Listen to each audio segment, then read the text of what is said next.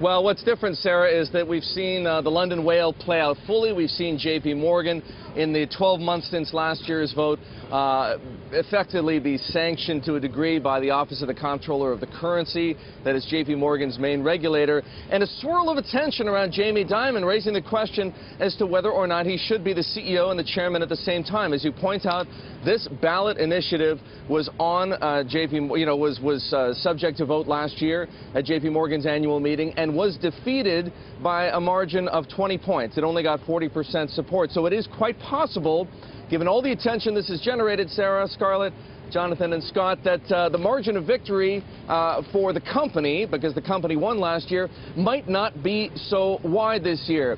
And that's pretty much, I'm trying to set your expectations here. My sense, talking to people close to the voting process, is that we should expect this resolution to fail, which is to say that Jamie Dimon will win, will get to keep the dual titles of CEO and chairman. That's again, hard to know until we get the official results, but that's my sense right now. Right, and Eric and John, I want to bring up something you wrote, Jonathan, while in your column on Bloomberg View, talking about Lloyd Blankfein and Jamie Dimon, because Lloyd Blankfein knows a thing or two about being under scrutiny. You wrote that the intense public focus on JPMorgan will move on, provided there are no other blow-ups.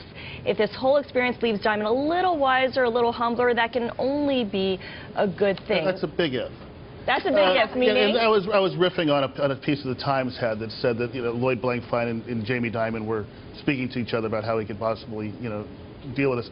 But I don't know if he's going to end up wiser and humbler out of this. My whole sense is that I think that JPMorgan, by actively lobbying their investors for the past month or so on this issue, has escalated the question of this ballot proposal to a level that it should have never gotten to. I just think that this has become a sideshow, and I do think that he's probably, the company would be best off if they had a split chairman CEO, just like they did when Jamie Dimon first became CEO and William Harrison was. Are you convinced, Scott, that that is the best? Sideshow is the right term. The board should have never gotten it. They have more important things to do at the board and this annual meeting.